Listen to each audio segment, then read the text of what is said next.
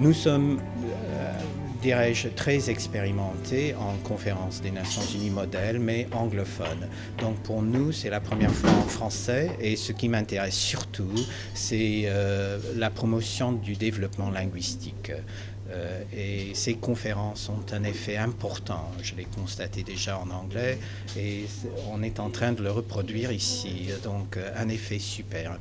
Les élèves se décontractent, veulent s'exprimer, veulent que les autres les comprennent. C'est l'essentiel de la communication, quoi. Et que tout ça se fasse en français, mieux encore. Ça, c'est être vraiment international.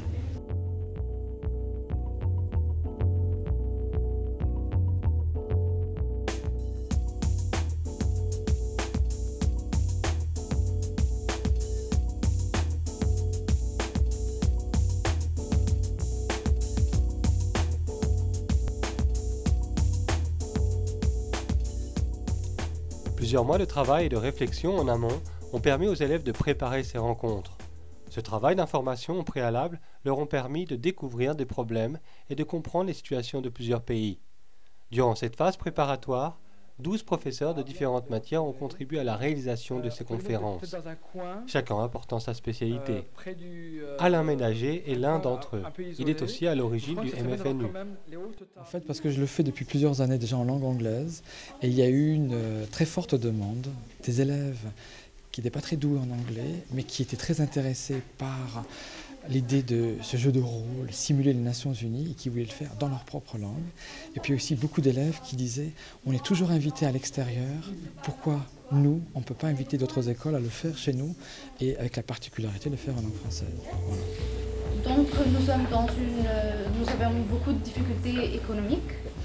L'engagement est à 100% pour tous les élèves. Pour eux, c'est une expérience assez inoubliable parce qu'on leur donne la possibilité de faire autre chose que d'être assis dans une salle de classe face à un professeur et un tableau. Là, ils sont, comme vous pouvez le voir, il y a un président qui est un élève, il y a des élèves qui s'occupent de l'organisation de la salle, ils prennent la parole, ils discutent entre eux, il n'y a pas d'adultes, ou si les adultes sont présents, ils sont en tant qu'observateurs et c'est de voir comment ça se déroule. Le délégué du Ghana voudrait rappeler que ce genre d'amende et de surveillance des raisons des motifs de licenciement ou de non-embauche de quelqu'un sont déjà actives pour tout ce qui est de discrimination raciale, religieuse ou sexiste. Beaucoup de pays l'avaient signé, donc il faudrait apporter des changements à cette déclaration, il faudrait l'améliorer, il faudrait la transformer. Qui ont une question pour le délégué de Madagascar.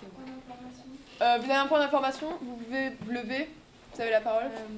Dans la deuxième clause, on a voté pour des aides, donc d'organismes, des subventions d'organismes. Donc ça revient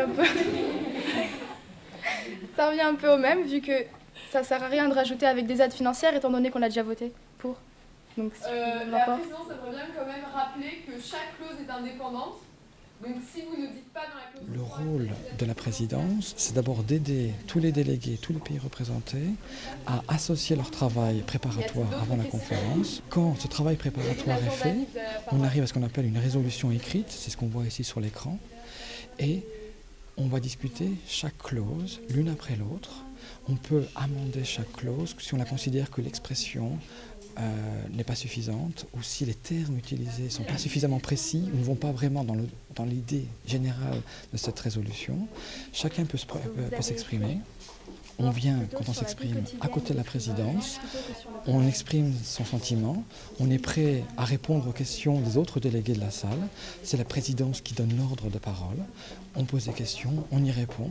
Il y a donc un dialogue comme ça qui s'échange de manière très formelle. On s'exprime à la troisième personne. On ne dit pas est-ce que le délégué, on doit dire est-ce que le délégué fait ceci, non pas est-ce que vous pouvez m'expliquer ce que vous faites. Non, il faut à la troisième personne s'exprimer, ce qui n'est pas toujours facile en fait pour les élèves. Même pour nous adultes, je dirais, c'est pas une façon de s'exprimer correctement, mais c'est comme ça que ça se passe. Et le fait qu'on ait mis un écran est très important parce que ça permet justement aux élèves non francophones de cette salle de pouvoir lire le texte, de pouvoir entendre les mots, de pouvoir les réutiliser et de mieux les comprendre. On a fait en sorte aussi de mettre sur les tables des dictionnaires français-anglais, français-allemand, français-néerlandais pour aider ces élèves à trouver les mots s'ils ont du mal à les trouver dans la langue.